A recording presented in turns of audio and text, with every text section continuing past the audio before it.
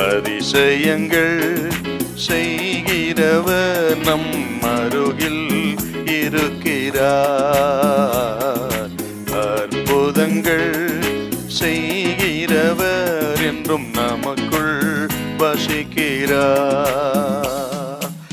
2 ராஜாக்கள் 6:17. அப்பொழுது எலிசா விண்ணப்பம் பண்ணி, கர்த்தாவே, இவன் பார்க்கும்படி இவன் கண்களை திறந்தருளும் என்றான். உடனே கர்த்தர் அந்த வேலைக்காரன் கண்களை திறந்தார். இதோ எலிசாவை சுற்றிலும் அக்னிமயமான குதிரைகளாலும் ரதங்களாலும் அந்த மலை நிறைந்திருக்கிறதை அவன் கண்டான். இவன் பார்க்கும்படி இவன் கண்களை திறந்தருளும். எலிசாவின் ஜெபம்.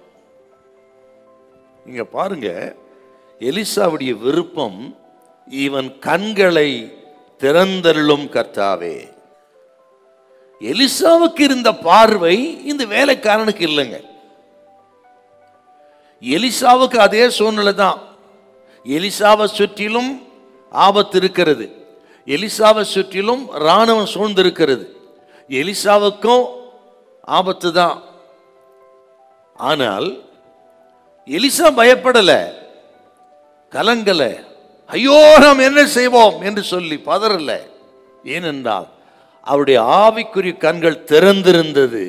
ஆகவே தான் அவருக்கு பரலோக சேனை சூழ்ந்திருப்பதை பார்க்கிறாருங்க, பயப்படல அவர்.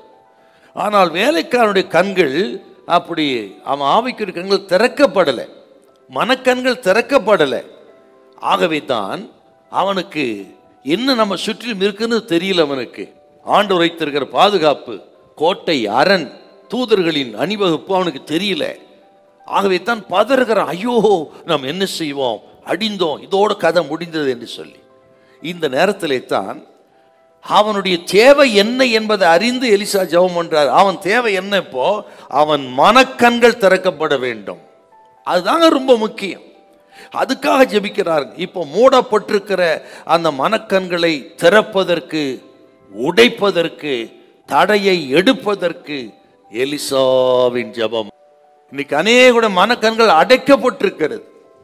ஆகவே தான் ஆண்டவரை பார்க்க முடியல, அற்புதத்தை பார்க்க முடியல, அவர் மகிமையை பார்க்க முடியல, அவர் வைத்திருக்கிற ஆசீர்வாதங்களை பார்க்க முடியல, ஆவிக்குரிய நன்மைகளை பார்க்க முடியல. காரணம், நமது கண்கள் எல்லாம் மூடப்பட்டிருக்கிறது.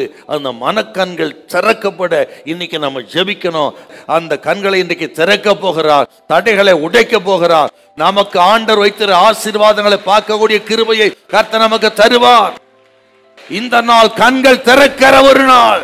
உங்களை சுற்றிலும் கர்த்தருடைய பாதுகாப்பின் கரம் இருக்கிறது. அந்த பரமசேனையை பாருங்கள். ஹல்லேலூயா, ஹல்லேலூயா.